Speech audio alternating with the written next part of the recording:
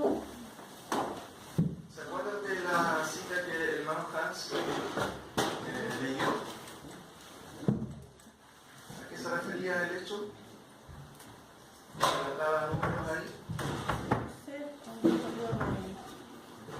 ¿cierto?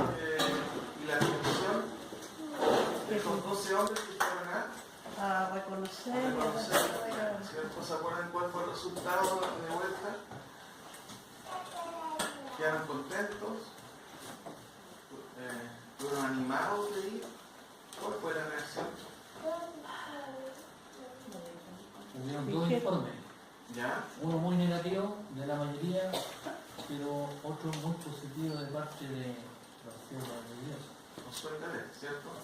Fue el único, pero en realidad en general la mayoría dijo no, mala cosa, volvamos a Egipto. Y ahí reaccionaron de manera negativa.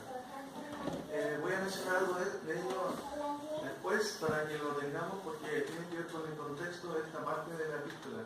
Leámoslo todo una vez, por favor, en el capítulo 4, del 1 al 11. Aquí se va a hablar de un tema bastante difícil. Ahí estuve trabajando harto en la división de cómo exponerlo, no es un tema fácil. ¿Lo tienen, cierto? Leámoslo todo a la cuenta de 3, 1, 2 y 3. Temamos, pues, no sea que permaneciendo aún la promesa de entrar en su reposo, alguno de vosotros parezca no haberlo alcanzado. Porque también a nosotros se nos ha anunciado la buena nueva como a ellos, pero no les aprovechó el oír la palabra por no oír acompañada de fe en los que la oyeron. Pero los que hemos creído entramos en el reposo de la manera que dijo: por tanto, por él mi ira no entrarán en mi reposo, aunque las obras suyas estaban acabadas desde la fundación del mundo. Porque en cierto lugar dijo así, el séptimo día: y reposó Dios de todas sus obras en el séptimo día. Y otra vez aquí, no entrarán en mi reposo. Por lo tanto, puesto que falta que algunos entren en él, y a aquellos a quienes primero se anunció la buena nueva, no entraron por causa de desobediencia. Otra vez determina un día, hoy, diciendo después de tanto tiempo, por medio de David, como se dijo: si oyeres hoy su voz, no endurezcáis vuestros corazones, porque si Josué les hubiera dado el reposo, no hablaría después de otro día. Por tanto, queda un reposo para el pueblo de Dios, porque el que ha entrado en su reposo también ha reposado de sus obras, como Dios de las suyas. Procuremos pues entrar en aquel reposo, para que ninguno caiga en semejante ejemplo de desobediencia. Señor, te damos gracias por tu palabra, te rogamos que en esta mañana tú nos ayudes a entender los principios que se desprenden de este pasaje, me ayudes a mí también a exponerlo de manera clara para que podamos aprender cuál es la idea del autor de Hebreos en esta sección. Gracias, Señor, por quienes han podido llegar. Bendice sus vidas también. En nombre de Jesús. Amén. Ahí está la cita, ¿cierto? El tema de hoy tiene que ver con el Evangelio del reposo y sus tres llamados, porque si de hecho ustedes escucharon una palabra que se repitió mucho, fue la palabra reposo, ¿cierto? Sus tres llamados. El primer llamado se encuentra en el 4.1, temamos pues, ¿cierto? El segundo llamado, y voy a analizarlo por secciones, se encuentra en el 4.6, pero se explaya ahí en el versículo 7b, dice: por tanto, en vista de todo lo anterior, si oyeres hoy, no endurezcáis vuestros corazones. Y tercero, el llamado en el versículo 11, que dice: procuremos pues entrar en aquel reposo. O sea, lo esencial tiene que ver con este entendimiento del reposo, ¿cierto? Y se menciona muchas veces en el contexto. Introducción, llamados y advertencias contextuales, del contexto. ¿Qué viene diciendo el autor? 2.1. Es necesario atender, ¿se acuerdan que lo estudiamos? El mensaje predicado. Por tanto, es necesario que con más diligencia atendamos a las cosas que hemos oído. No sea que nos deslicemos, ¿cierto? Versículo 2, 3. No hay escapatoria si tenemos en poco el mensaje de la salvación. ¿Cómo escaparemos nosotros si descuidamos una salvación tan grande? No hay escapatoria. Y aprendimos que se trata de la salvación o el mensaje de la salvación. ¿Se pierde la salvación? No, el mensaje de la salvación. Eso sobre el contexto. 3.1. Debemos considerar ¿a quién? A Jesús. Fíjense lo que dice el versículo 3.1. Por tanto, hermanos, de acuerdo a todo lo anterior, santos, participantes del reino celestial, considerar al apóstol y sumo sacerdote de nuestra profesión. ¿Quién es ese sumo sacerdote? Cristo Jesús. ¿Cuáles son los dos títulos que se le dan ahí? Apóstol, que significa enviado, ¿cierto? Pero en este caso es el que viene desde el cielo, es un enviado desde el cielo. Y también sumo sacerdote, el que intercede por nosotros, ¿cierto? Ese es el contexto. En primer lugar, tenemos el primer llamado, y el versículo 1 es lo que señala lo siguiente, y esto tiene que ver con el kit del asunto, el punto esencial. Temamos, pues, no sea que permaneciendo aún la promesa de entrar en su reposo, alguno de vosotros parezca no haberlo alcanzado. Claramente, el autor empieza con se llama plural retórico. ¿Por qué? Porque se incluye él dentro de este llamado. Él no dice teman, sino, ¿cómo dice? Hermanos. Qué interesante, igual que Pablo, a veces él se incluye dentro de la exhortación. Plural retórico se llama eso. Temamos pues, no sea que permaneciendo aún la promesa de entrar en su reposo, alguno de vosotros parezca no haberlo alcanzado. Si ustedes leen el contexto anterior, en el versículo 3, capítulo 3, versículo 7, dice, por lo cual, como dice el Espíritu Santo hoy, si oyeres hoy su voz, no endurezcáis vuestros. ¿Y cuál es el contexto histórico? Como Israel provocó a Dios, como tentó a Dios, y por causa de eso tuvieron un juicio de 40 años en el desierto. Y fíjense lo que dice en el 11. Por tanto, juré en mi ira, no entrarán en mi reposo. ¿Qué sucedió? Bueno, el juicio de Dios se cumplió y todas las personas, ¿cierto?, mayores de 20 años hacia arriba, ¿qué pasó con ellos? ¿Murieron dónde? Hasta que la nueva generación entró a la tierra de Canaán. Ahora, temamos por no ser que permaneciendo aún la promesa de entrar en su reposo, alguno de vosotros parezca no haberlo alcanzado. Aquí hay algo interesante. El reposo al que los judíos esperaban, ¿cuál era? La tierra. Y al parecer aquí dice, temamos por no ser que permaneciendo aún la promesa de entrar en su reposo, alguno de vosotros parezca no haberlo alcanzado. Está vigente aún esta promesa. La palabra promesa ahí tiene que ver con anuncio. Fíjense en esta versión que lo traduce de la siguiente manera.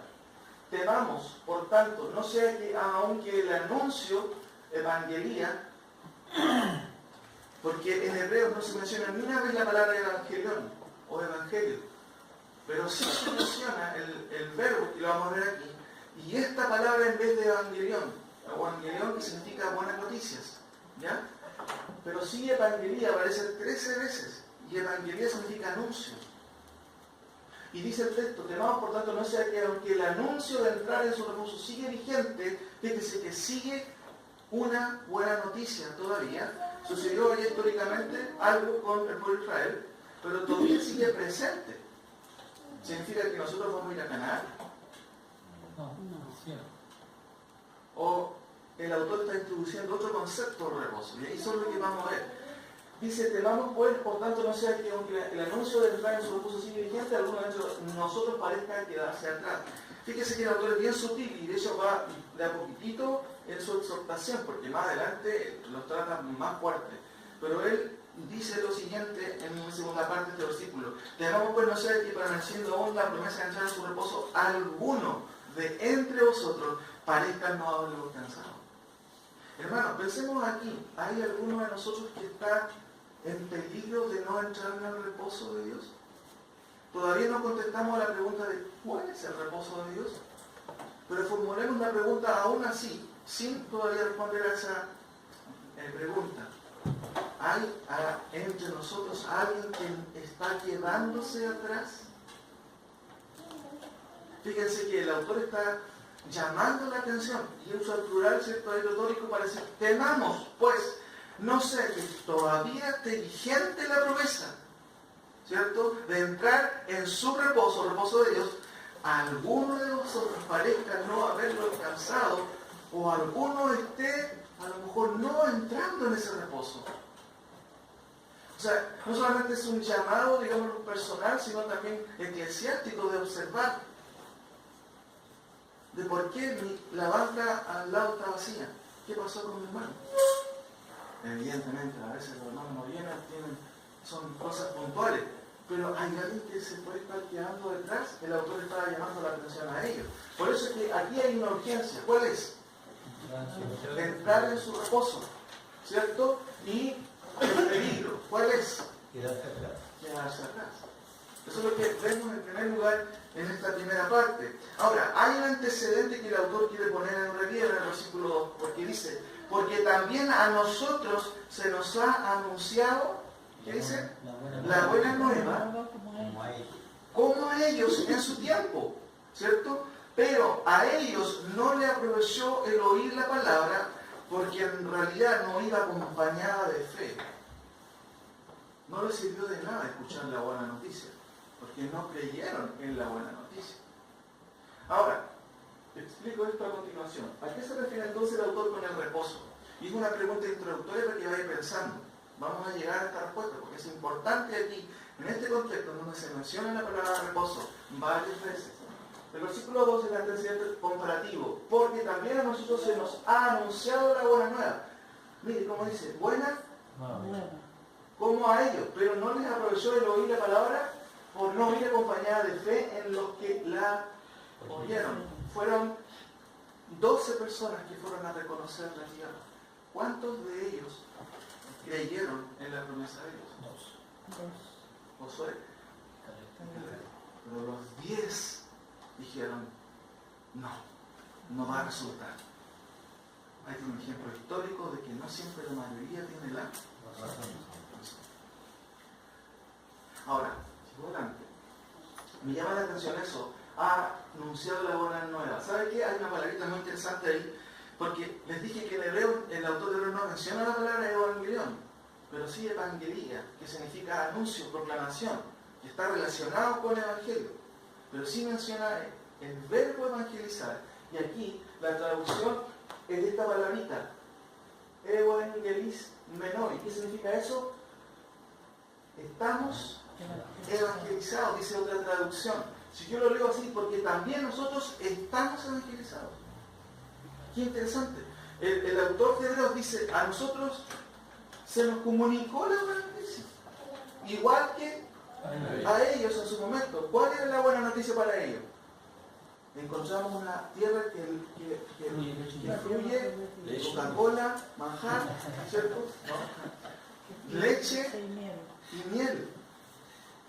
Algunos dijeron, qué bueno, por fin. Y otros dijeron, no, pero sí, no vamos a llegar a nada. No solamente habían problemas, ¿cierto? Digámoslo así, de que estaban muchas tribus paganas, habían también gigantes. Entonces el autor dice, usa el verbo que les mencioné ahí, ¿cierto? Evangelis menor, que tiene que ver con el evangelismo, por eso se traduce buena nueva, pero como un acto realizado, por eso se traduce de esta manera, porque también nosotros estamos evangelizados, como ellos en su tiempo fueron evangelizados. El autor no está pensando en el evangelismo como nosotros lo entendemos así, o como se describe en 1 Corintios 15, cuando Pablo dice que el evangelio que recibió lo transmitió, el cual, ¿cierto?, creyeron los hermanos y están firmes en él, el cual tiene que ver con Cristo, ¿cierto?, que resucitó, murió, resucitó, ¿cierto?, y se apareció a muchos. Esa es la esencia del evangelio, Cristo, la persona. Conforme a las escrituras, muy bien, hermano Hans. aquí se usa el concepto de buena noticia, ¿cierto? Y en el contexto, ¿de quién está hablando? Está hablando de Cristo. Eso es evidente. Recuerden que el hilo rojo de Hebreo, ¿qué es? La supremacía o superioridad de quién? De Cristo. ¿Sobre quién? Estudiamos al principio, sobre los profetas, sobre Moisés, sobre los ángeles.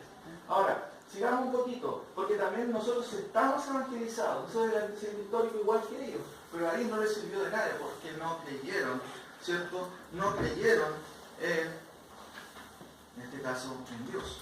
Ahora, la cuestión del reposo, mis queridos hermanos, la importancia del reposo lo vemos en el versículo 3, la irrevocabilidad del juicio de Dios lo vemos en estos versículos, y la urgencia del reposo de Dios en el versículo 3 también hay 4, hay un poco que se necesitan de todo correcto. La importancia del reposo, fíjense, en el 4.3, avancemos al versículo 3, pero lo que hemos creído, ¿qué dice su Biblia? Entramos en el reposo. Vamos relacionando un poco las cosas. Los que hemos creído, entramos en el reposo. Y aquí hay dos cosas que me llaman la atención del autor. El verbo creer, ¿cierto? Y también el verbo entrar. Porque se definen como hechos realizados. Hay cierto grupo, o había ciertos grupos, incluyendo el autor, que ya estaban en el reposo. ¿Cierto? Habiendo creído, un acto del pasado que continuó progresando, esa es la idea. La idea verbal, digamos así. Es un acto del pasado que continuó progresando. Pero los que hemos creído, ¿cierto? No solamente allá una vez, en el año 80, cuando le animaron, y después, ahora no voy a la iglesia. No se trata de ello. Estas personas que realmente oyeron el Evangelio y todavía siguen creyendo en Cristo. De eso se trata, no de cualquier persona. Pero los que hemos creído, entramos. ¿Qué significa eso? Un hecho realizado y real. Ya, los que hemos creído, ya entramos en ese reposo. Entonces, una buena pregunta sería, ¿cuál es ese reposo? ¿Está relacionado con qué cosa? Con salvación, pero con otra cosa. Con creer. Los que han creído, ya entraron en ese reposo. Entonces, vamos acercándonos a la respuesta. ¿Cuál será este reposo? No me den todavía una respuesta porque hay varias opciones en este sentido. La irrevocabilidad del juicio de Dios. ¿Por qué los israelitas no entraron en el reposo? Porque dice que oyendo no creían.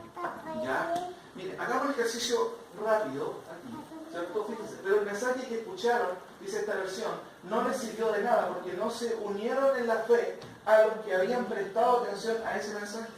¿Quiénes prestaron atención? En ese entonces, solo dos personas, Josué y Caleb.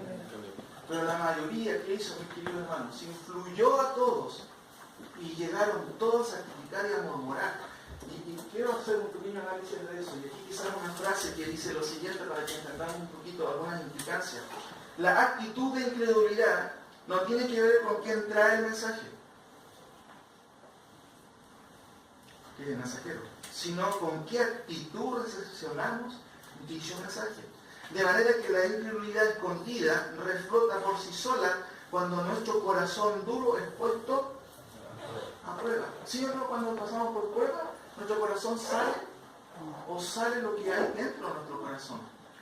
No es casual que el autor adjudique a la palabra, porque en el contexto está hablando del anuncio, y en este caso la palabra, el mensaje, el poder catalizador que expone lo que escondemos frente a los demás. Miren lo que dice el versículo 4.12, que vamos a ver en el próximo tema. Porque la palabra de Dios es viva y eficaz y más cortante que toda espada de dos filos y penetra hasta dónde. Hasta partir el alma y el espíritu, las coyunturas y los tuétanos, y más encima, discierne los pensamientos y las intenciones del corazón. El mensaje a veces tiene una respuesta dual, digámoslo así. Para algunos, en este caso histórico, para Josué y Caleb, el mensaje de Dios, de Jehová en ese entonces, ¿cierto?, reveló que en sus corazones había fe. Pero en los 10, ¿qué reveló? Incredulidad. ¿Me entienden? Ahora, avanzo un poquito más. La anatomía de la incredulidad. Vamos un poquito a números, por favor, mis queridos hermanos. Números 13, vamos a ver algunos versículos rápidos para que entendamos la anatomía de la incredulidad. No es que esta sea la anatomía en sí, no aparece en el libro de anatomía, pero más o menos algunas cosas generales que se dan cuando hay incredulidad, queridos hermanos. Números 13, 27 y 29. Por favor, lean ahí usted calladito y díganme usted qué concepto vemos ahí de la incredulidad. Hay una palabra que podemos resumir todo eso. Números 13, 27 al 29.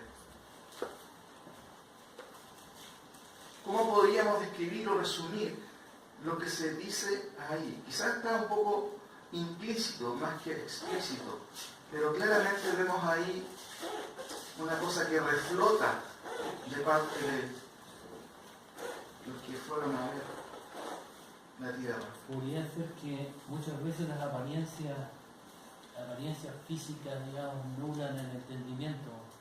¿Ya? ¿Sí? Pero teniendo en cuenta, y quizás esto nos pueda ayudar, el versículo 2 del capítulo 13. Porque el 1 dice, Jehová habló a Moisés diciendo, envía tus hombres que reconozcan la tierra de Canaán, la cual, ¿qué dice? Yo voy a ver si la puedo dar. ¿Qué dice? Yo voy. Yo voy, ya está lista, vayan a buscarla, reconozcanla, ¿no? Pero miren el versículo 27, y le contaron diciendo, nosotros llegamos a la tierra, sí, llegamos, a la cual tú nos enviaste, la que ciertamente sí, verdad, fluye leche y miel, y este es el fruto de ella. Mas el pueblo que habita aquella tierra es fuerte, y las ciudades muy fuertes y fortificadas, y también vimos allí a los hijos de Aná. ¿Qué nos está diciendo, o qué están diciendo en otras palabras? Porque creemos ahí que vos lograrlo. Duda, eso se llama, miren, Desconfianza. desconfianza. La incredulidad empieza con un piso anterior que se llama desconfianza. Nosotros lo vimos eso en el tema anterior. La incredulidad no empieza de un día para otro, empieza con las dudas. Pero compadre, si están los hijos de Aná, quedan gigantes. Los hijos de Aná. Y ellos se mencionan en el 33. Allí habían gigantes, los hijos de Aná, la raza de los gigantes. Y éramos nosotros, a nuestro parecer, como langostas. Y así les parecimos a ellos. ¿Qué vamos para ellos? Vamos acá. Pero no solamente eso. Fíjense en número 13:31. En una palabra, concretamente, ¿qué vemos ahí? Más los varones que subieron con él dijeron, no podremos subir contra aquel pueblo, porque es más fuerte que nosotros. Literalmente se llama incredulidad. Habiendo escuchado que Jehová ya les había entregado el título, nos daría de la tierra. ¿Sí o no? Pero no creyeron. Versículo 32 y 33. ¿Qué encontramos ahí? Lean su Biblia. Y hablaron mal entre los hijos de Israel, de la tierra que habían reconocido, diciendo la tierra por donde pasamos para reconocerla. Es tierra que traga a sus moradores, y todo el pueblo que vimos en medio de ella son hombres de gran estatura. La incredulidad empieza con desconfianza, después se define incredulidad, pero después viene una cosa que se llama ¿qué es embotamiento?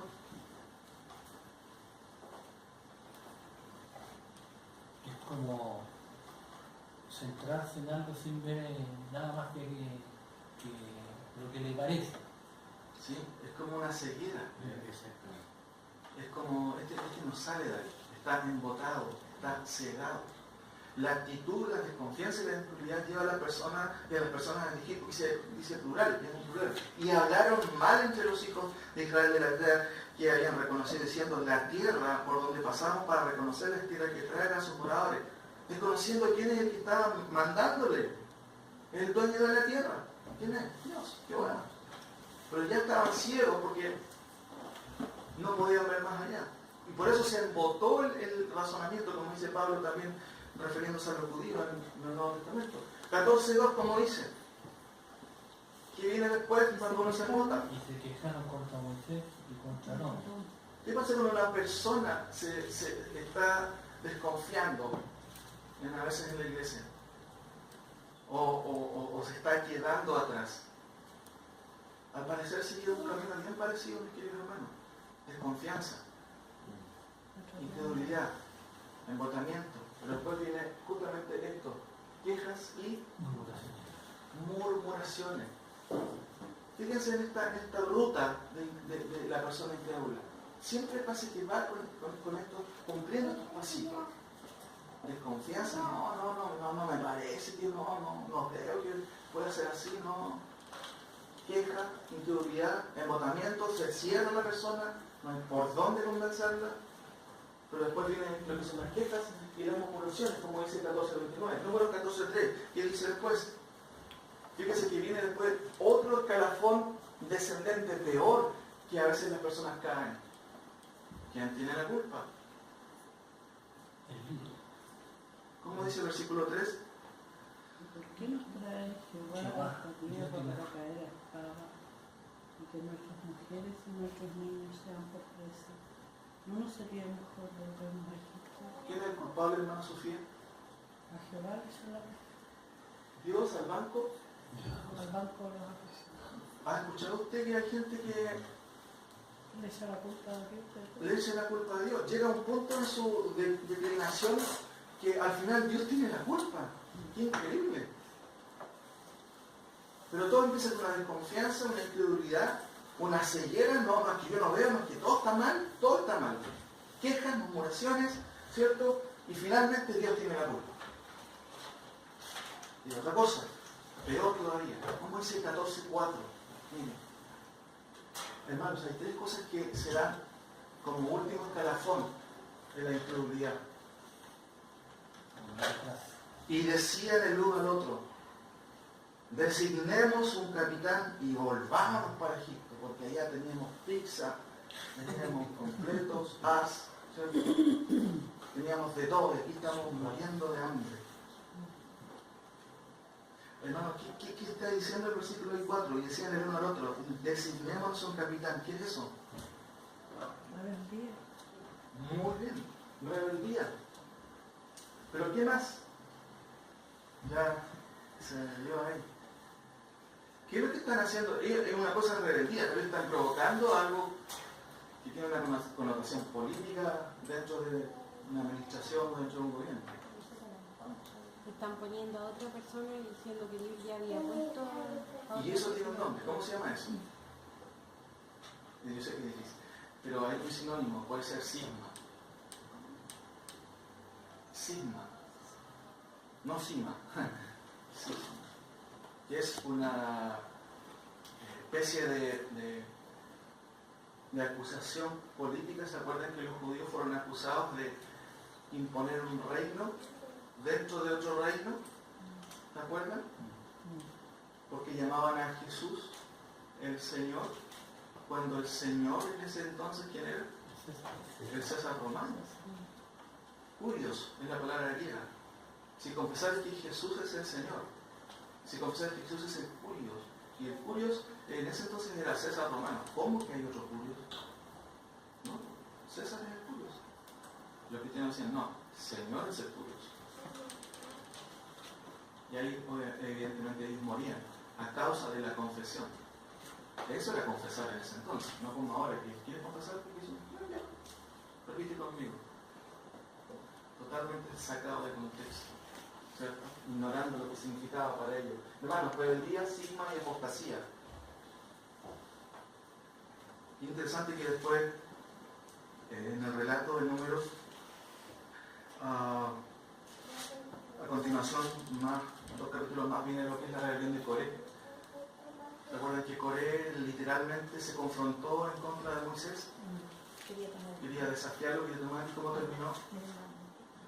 Tragada por juicio de Dios. Pero fíjense cómo es el decaimiento de una persona, cómo es la escala descendente de los incrédulos. Desconfianza, incredulidad, agotamiento, se ciega, no es que no hay nada, ellos tienen toda la razón, ven todo ello.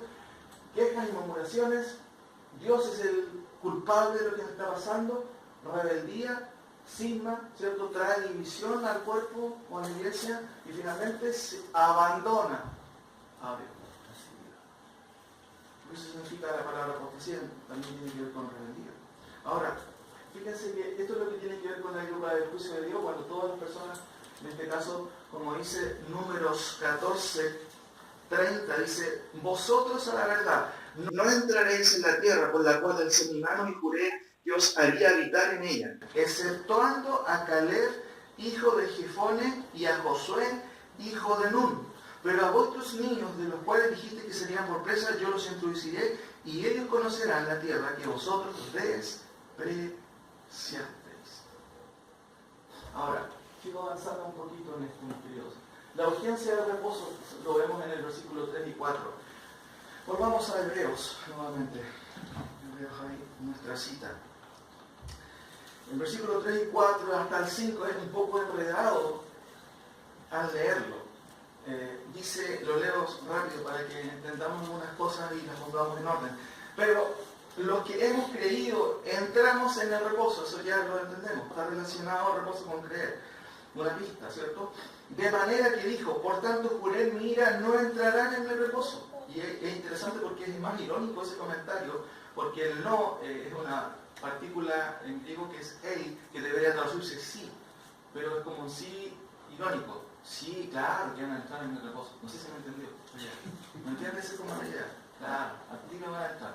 Es como eso. ¿Bien? Aunque las obras suyas estaban acabadas desde la fundación del mundo, porque en cierto lugar dijo así del séptimo día, y reposó Dios de todas sus obras, y al séptimo día, y otra vez aquí no entrará en mi reposo. Es un poco enredado el pensamiento ahí, porque menciona a Dios, la creación, las obras de la creación, y el séptimo día donde reposó. Y se vuelve a repetir, no entrarán en mi reposo. O sea, un poco enredado el pensamiento ahí, un poco difícil para ordenarlo, pero traté un poco de ordenarlo de la siguiente manera. Vemos ahí, aunque las obras suyas estaban acabadas de la fundación del mundo, porque en cierto lugar dijo así del séptimo día, y reposó Dios de todas sus obras en el séptimo día. Evidentemente, está hablando de un reposo, ¿y el reposo qué significa? Descanso. ¿Descanso de qué cosa? De hacer cosas. En este caso, descanso de obras. Entonces, si hacemos un sumario de reposos hasta aquí, vemos el reposo de qué? De la tierra prometida, que era la tierra de Canaán, ¿cierto? El segundo, el reposo de Dios, que es el séptimo día. Y al parecer tenemos el nuevo reposo, que ya algunos estaban ahí. ¿Por causa de qué? De que habían creído. Fíjense en el versículo 3, parte A. Pero los que hemos creído entramos en él. Pregunta otra vez. Tenemos un sumario de reposos. El reposo de Canaán, el reposo de Dios, séptimo día, pero también hay otro reposo en el que algunos ya estaban ahí. ¿A qué se refiere con ese reposo? ¿Cuál es ese reposo? ¿Será el séptimo día? No. ¿Tenemos que cambiar el culto al sábado? Ahora, algunas opciones del reposo les voy a mencionar para que usted se dé cuenta de que hay un montón de debate en cuanto a este tema. Pero antes, ¿qué piensan ustedes que puede ser lo de este reposo que se menciona? La salvación. La salvación, ¿ya? ¿No los que fallecieron? ¿En qué sentido? Los que creyeron que tuvieron fe, pero fallecieron en el desierto. ¿De los hebreos, no? No. Pero al presente el reposo que el autor, porque está tratando de enseñarnos otro reposo, no ese, porque nosotros nos vamos a ir para la tierra prometida. Pero en el presente, donde se escribe la epístola, ya algunos estaban en ese reposo, y no se refiere a la tierra. No están dice que puede ser la salvación. ¿Hay otra idea que ustedes puedan tener en mente? ¿La fe? La fe, ¿ya? El cielo. El cielo. Pero tiene más relación con la situación actual del creyente que ha creído en Cristo. ¿Ya? Tiene que ver con el estado en el que está el creyente, ¿sí? Con la situación actual. Puede ser. Ahora miren, notemos. La seguridad de la salvación. Exactamente. Ya, eso debe ser la opción. Hay estas opciones, ¿cierto? ¿Quién da más? ¿Quién da más? Miren, para que se den cuenta que a veces estudiar el texto no es tan fácil como uno pudiera pensar, uno tiene que rebuscar, y en términos generales está dividido el mundo académico aquí teológico o los comentaristas en esto, y tenemos lo menos 8 opciones que yo se las voy a mencionar súper rápido. Primero, que es algo futuro, el reposo celestial, o el descanso que se produce al final de la regeneración del creyente. ¿Me entiendes? Porque finalmente el creyente descansa. ¿Tiene sentido? Sí, tiene sentido. Dos, otros, algo actual relacionado con el descanso de Dios, porque se dice que es el descanso de Dios, algo que disfruta ahora Dios. es algo que yo puedo disfrutar también. ¿Cuándo? Hoy. Segundo, Hurt, tercero, lo relaciona con los espíritus de los justos que han llegado a la perfección, de acuerdo a Hebreos 12:23. Esos espíritus, ¿cierto? Recuerden que los santos del Antiguo Testamento morían y iban al seno de Abraham, ¿cierto? Sí. Por la muerte de Cristo, ellos fueron hechos perfectos, o sea, fueron llevados ¿dónde? Sí. A la tierra prometida. Celestial. ¿Puede ser esa? No es eso. La Nueva Jerusalén, ¿sí? Y tienen que bajar después. Cuarto, otro teólogo dice, Harold Atlitique, el proceso soteriológico, el proceso de salvación en este caso, la entrada a la presencia de Dios, a la patria celestial, la Canaán celestial, un reino inconmovible también. Otros lo relacionan con el reino milenial o el sábado milenial. Chuta, que largo el sábado, ¿cierto? El sábado milenial. Tenemos también otro teólogo, Miguel Nicolau, que dice el estado celestial del descanso, donde los creyentes descansan de sus obras. Séptimo, F.F. Bruce, el gran comentarista F.F. Bruce, dice, se refiere al reposo de Dios, el que Él disfruta, compartiremos ese reposo, su reposo. Y finalmente, Francisco La Cueva, también un gran teólogo, dice, se trata de un reposo espiritual. ¿Cuál será? Voy a continuar, pero saben que a mi parecer no hay ninguno de esos. ¿Cuál será? Vamos a verlo a continuación. Pasemos a lo que tiene que ver, miren, con la segunda parte, que es el segundo llamado. Damos vuelta un poquito la hoja, después volveremos a algunos puntos ahí. Claro. ¿Cuál es el segundo llamado? Por tanto, puesto que falta que algunos se entren en él. ¿En qué? Contexto, reposo. ¿Cierto? Y aquellos a quienes primero se le anunció la buena nueva, también se usa el verbo que tiene relación con la palabra evangelizo, buena nueva, no entraron por causa de su desobediencia. Ya vimos ahí el ejemplo. Otra vez, determina un día. ¿Cuál es ese día? Hoy. Fíjense que ese hoy era para los creyentes hebreos, pero ese hoy también es para nosotros, mis queridos hermanos.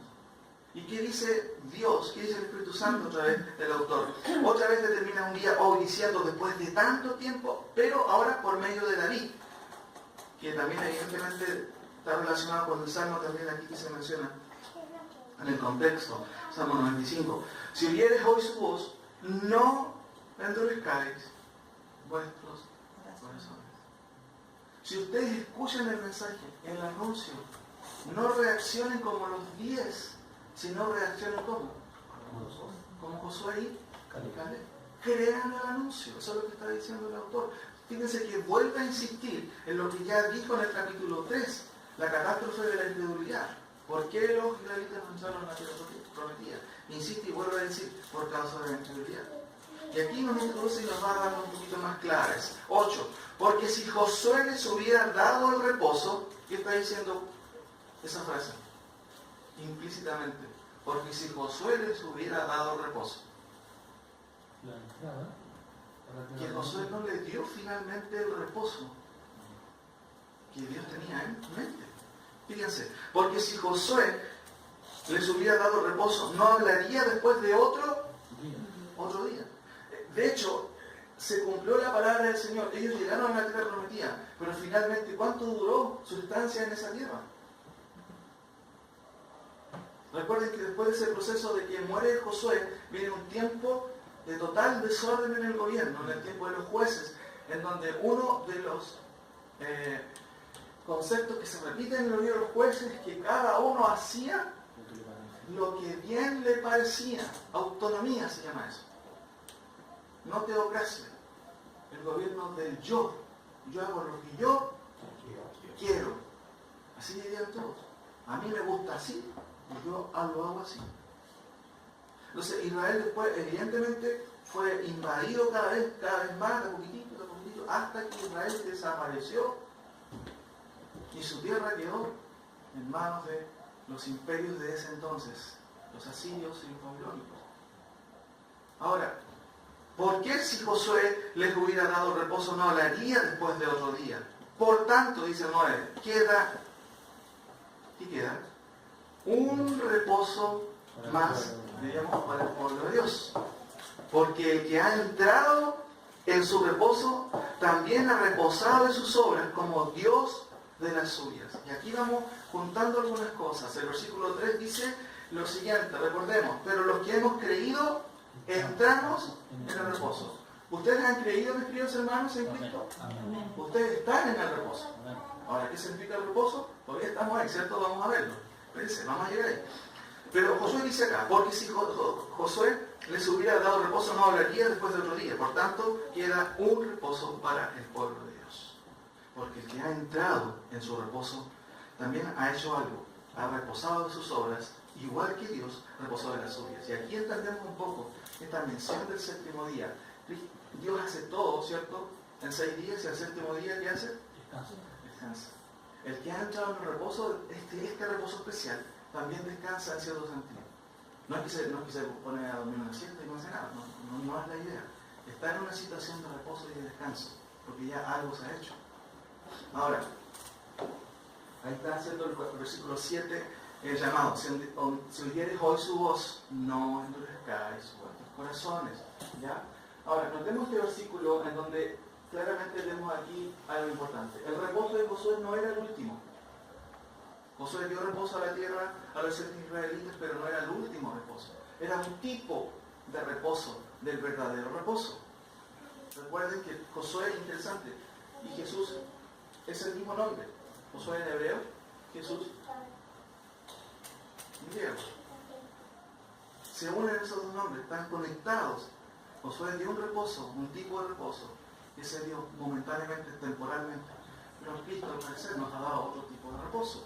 Ahora, notemos aquí que en todas las epístolas se mencionan, ¿cuántas veces la palabra reposo?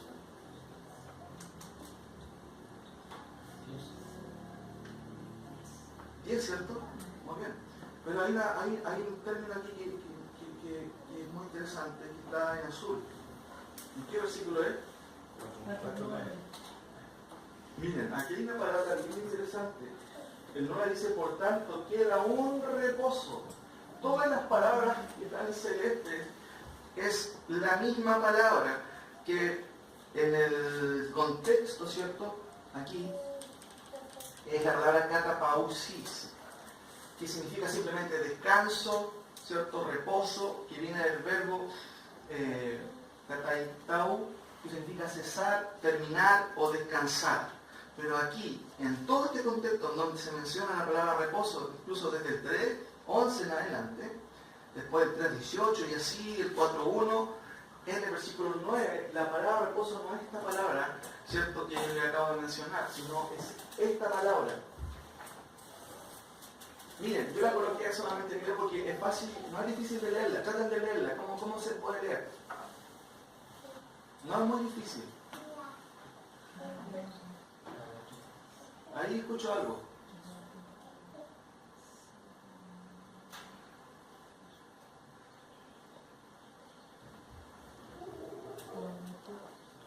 La ayudo, esta es una S, esta es una A. ¿Y eso qué es? Muy bien, vamos bien, Saba. Sabatis, esa es una M. O S. ¿Cómo dice? Pero el tilde no se encuentra. Sabatista. Sabatismos, ¿cierto? Qué interesante. Y aquí se nos pone un poco pues arriba de la situación, porque ¿de qué se trata? Porque el sabatismo viene de Shabbat. En hebreo, Shabbat es el día de reposo. Pero fíjense en una cosa, el autor está hablando, ¿cuál es la audiencia original? Judía. Esencialmente judíos, que entendían el concepto del reposo. ¿Se refiere al día sábado? No, queda un reposo. Queda un sabatismo. ¿Por qué el autor quiso usar esa palabra? Y no solo pausa, que significa descansar, no. ¿Por qué usó sabatismos? Es interesante que esta palabra aparece una sola vez en el Nuevo Testamento. Ni aparece ningún escrito griego, ¿cierto?, de la época, solamente una vez se llama, y esos términos técnicos se llaman apax legomenon. Ese es el nombre técnico. Cuando uno escucha apax legomenon, apax una sola vez en el Nuevo Testamento. Una palabra inventada por el autor. Pablo igual inventó una palabra. ¿Saben cuál inventó Pablo? Una de ellas fue teunaptos. ¿Han escuchado? toda la palabra sin y Ya, esa palabra no existe, solamente en la Biblia. Fermentos significa insuflada por Dios, no solamente soplada. Me gusta más la palabra insuflada. ¿Por qué? ¿Cuál es la diferencia? Porque soplada parece que fuera de aquí nomás, pero insuflada es de adentro. ¿Entiendes? Y el autor también inventa una palabra aquí que no aparece en ninguna parte del Nuevo Testamento, sabatísimos. Vamos a ver cuál es la idea que tiene en mente el autor. Eso es la pregunta exegética que uno se hace al estudio de la palabra. ¿En qué está pensando el autor? Si el autor de Dios viviera acá, ¿qué haríamos? me gustaría. Iríamos para hablar. ¿A qué te refieres con eso? Pero tenemos que entender, obviamente, el contexto y vamos a verlo aquí. Fíjense que Levítico 16:29, busquen esa cita. Estas son las últimas partes, vamos llegando al punto final. Nos da luz en cuanto a este tema. ¿Por qué usa el concepto de sabatismos o de Shabbat? ¿Por qué menciona ese concepto? Levítico 16:29 y 31. Fíjense que esto es interesante, puede estar relacionado y tiene una relación. Dice, y esto tendréis por estatuto perpetuo. En el mes séptimo, a los 10 días del mes, afligiréis vuestras almas. ¿Qué significa afligir vuestras almas? Es un hebraísmo, si se puede decir. No es que se ponga a vibrar así en el espejo ahí. No. Tiene que ver, obviamente, con un recogimiento del alma, con una actitud. Sí, incluye eso, en el contexto también. Dice, afligiréis vuestras almas, y ninguna obra haréis, ni el natural, ni el extranjero que mora entre vosotros. Fíjese que ya habían haitianos en ese tiempo en el pueblo. No. Porque en este día se hará expiación. ¿Qué es la palabra expiación? Expiar. ¿Se acuerdan que lo estudiamos? Expiar es alguien que la palabra significa cubrir, ¿cierto? Cosas que mataban animales porque cubrían los pecados de las personas. Eso significa. Se hará expiación por vosotros y seréis limpios de todos vuestros pecados delante de Jehová. Día de reposo es para vosotros y afligiréis vuestras almas. Es estatuto perpetuo. ¿Con qué está relacionado aquí? Con el día de expiación y con un día de limpieza de los pecados de ¿quiénes? De los israelitas. Leamos por favor otra cita, esta es la última, esa cita que acabamos de leer, ¿cierto? Será expiación y seréis limpios, día de reposo es para vosotros y afligiréis vuestras almas como estatuto perpetuo. Levítico 23:26, la otra cita, por favor. Levítico 23:26 al 28 y el versículo 32, para que entendamos más o menos la idea. También habló Jehová a Moisés diciendo, a los 10 días de este mes séptimo será el día de expiación, en donde se sacrificaban un montón de animales, corderos, ¿cierto? Y tendréis santa convocación y afligiréis vuestras almas y ofreceréis ofrenda encendida a Jehová. Ningún trabajo haréis ese día, porque es día de expiación para reconciliaros delante de Jehová, vuestro Dios. Día de reposo será a vosotros. Y afligiréis vuestras almas. Estoy leyendo el 32. Día de reposo será a vosotros, y afligiréis vuestras almas, comenzando a los 9 días del mes, de la tarde a tarde, guardaréis vuestro reposo. ¿Con qué tenía que ver este reposo en este contexto? Con un día de limpiar pecados de parte de Dios, ¿cierto? Y de reconciliación con Dios. Tenga eso en mente. Sigamos un poquito avanzando. Ahí tenemos el versículo de expiación para reconciliación delante de Jehová. Día de reposo será a vosotros. Ahora, tercer llamado. Luego pregunto nuevamente, ¿a qué se refiere este reposo del autor? Chuta, nos falta todavía. Vamos a llegar. Este es lo último. Versículo 11. Es el tercer llamado. Procuremos. La palabra original tiene la idea de usar velocidad. Use velocidad, ¿cierto? O de ser pronto. Dice, procuremos, pues, entrar ¿en qué cosa? ¿Cuál es ese reposo? Todavía no lo sabemos bien. Ahora vamos a ver. Procuremos, eso es lo que tenemos que hacer, en vista de que algunos estaban quedándose atrás. El autor dice, procuremos. Otra vez usa el plural retórico. ¿Me entiende? Como una forma de involucrarse a él. Él no se sube a la tarima y dice, yo soy mejor. Él dice, procuremos entrar a aquel reposo. ¿Para qué? Ninguno caiga en semejante ejemplo de qué. Hermano, no solamente de desobediencia, porque la desobediencia trae consigo otra cosa. ¿Qué cosa? No, el pecado trae desobediencia, pero la desobediencia trae... ¿Qué trae? ¿Qué le pasó a algo? No. Castigo. Castigo.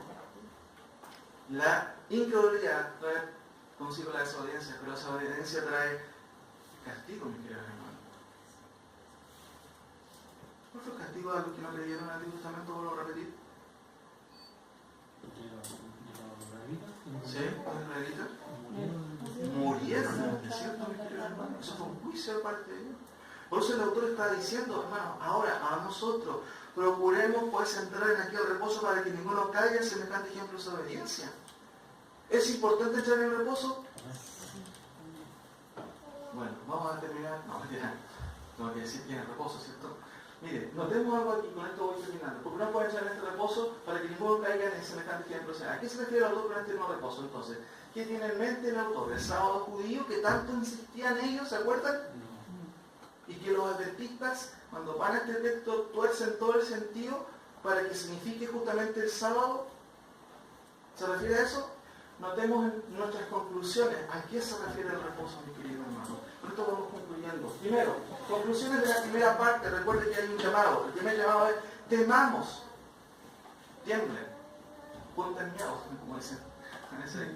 Temamos, pues no sea que permaneciendo aún la promesa, el anuncio de entrar en su reposo, alguno de vosotros parece que no lo está alcanzando. Hermano, piensen en nosotros, pensemos en nosotros. Al parecer algunos se están quedando atrás. No están entrando en su reposo, jamás han entrado en su reposo. Ya sabemos las causas. No tiene que ver con el mensajero, tiene que ver con la actitud del corazón frente a lo que es la palabra del Señor. Miren, algunas conclusiones. El autor de Hebreos sigue con las advertencias. Ahora su énfasis es: tomemos, ¿cómo dice ahí? En serio. Tomemos en serio la promesa, el anuncio. ¿De qué viene hablando el autor de Hebreos? ¿De la superioridad de quién? De Cristo. ¿Tomemos en serio a quién? A Cristo. Segunda conclusión. Al igual que ellos, se nos ha comunicado la buena nueva. Fuimos evangelizados para que respondamos Con fe. con fe. No como los judíos que respondieron dudando. Tercero, quienes creyeron, se incluye el autor, ya están en el reposo. Se trata de algo presente, con connotaciones futuras. 4. La fe real aquí es sinónimo de...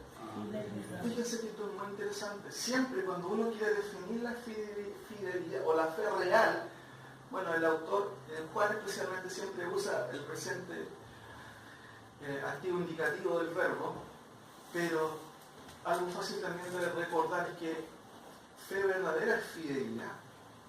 Una persona que realmente tiene una fe verdadera va a ser fiel. Sinónimo de fidelidad, ¿qué puede ser? Constante. ¿Me entiendes? La constancia en la verdad, en la palabra del Señor. Como dice, la fe real aquí es sinónimo de fidelidad. Quien creyó aún hoy sigue obedeciendo a Dios, porque el obedecer es un fruto de la verdadera fe. Los judíos no simplemente no creyeron y desobedecieron, porque eran incrédulos. Quinto, entrar en el reposo de alguna manera concreta incluye una disociación con las... Fíjense que el ejemplo que se da de Dios es que cuando terminó su obra, ¿qué hizo? Reposó de sus obras, dice el texto. También lo dice acá en el versículo, fíjense, 10, porque el que ha entrado en su reposo también ha reposado de sus obras, como Dios de las suyas. O sea, los verdaderos creyentes, ustedes también han reposado de cierto tipo de obras. Sigo adelante. El juicio de Dios sobre los impíos es irrevocable. Esa es una enseñanza clara. Segunda conclusión, y esta aquí lo vamos entendiendo, tiene un reposo y cuáles son las implicaciones. La promesa de reposo sigue en pie, ¿sí o no? Es claro, en el texto lo vemos. El llamado es no endurecer. Cuando ve a alguien, y vemos a alguien a veces, o vemos personas, simplemente hay personas que endurecen el corazón. Simplemente eso, no hay otra excusa. 2. El reposo de Josué no fue cabal, era temporal, era un tipo del verdadero reposo. ¿Cuál es ese reposo? Otra vez la pregunta. El nuevo reposo al que alude el autor, hermanos, no es un día. Tampoco es el sábado judío, que tanto insistían los judaizantes. Y aquí viene una de las primeras respuestas. ¿Qué es este reposo? ¿Cómo dice ahí, queridos hermanos? El nuevo reposo es una persona, mis queridos hermanos, no un día. ¿Va entendiendo? ¿Se va descubriendo un poco a qué se refiere con este reposo? Es una persona. ¿Quién puede ser? Jesús. Cristo es el reposo real, mis queridos hermanos. Como dice el hermano Jairo en su comentario, con Cristo ha llegado el verdadero significado del reposo. El reposo es una nueva posición. Estar en Cristo es descansar en su obra. ¿Me entienden? Una persona que no cree en Cristo sigue haciendo cosas para agradar a Dios. Pero el verdadero creyente llega a la cruz y se da cuenta que es salvo por obra. Pero no por su obra. ¿Por la obra de quién? De Cristo. ¿Y qué hace? ¿Sigue haciendo obras? No. Porque las obras que se llaman en la Biblia de los hombres, como dice Isaías, son tragos de inmundicia. Mire, busque lo que dice Hebreos 6.1. Hebreos tiene otra manera de llamar esas obras humanas que tratan de alcanzar la gracia de Dios. ¿Cómo se les denomina ahí? Por tanto, dejando ya los rudimientos de la doctrina de Cristo, vamos adelante a la perfección, no echando otra vez el fundamento del arrepentimiento de obras muertas de la fe en Dios. Como dice también 8.14. Mire lo que dice el 8.14. Perdón, 9.14. Lo que dice el 13 en adelante va a tener el contexto. Porque si la sangre de los toros y los machos cabríos y las cenizas de la becerra rociadas a los inmundos santifican para la purificación de la carne, cuanto más la sangre de Cristo, el cual mediante el Espíritu Eterno se ofreció a sí mismo, sin mancha a Dios, limpiará vuestras conciencias de qué cosa? Hermano, ¿qué son obras muertas?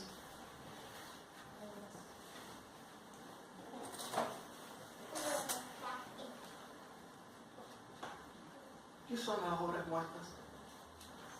Las que nos sirven delante, las que no sirven para justificarme delante de Dios, las que las personas, los judíos en el contexto, insistían en hacer para ser justos ante Dios.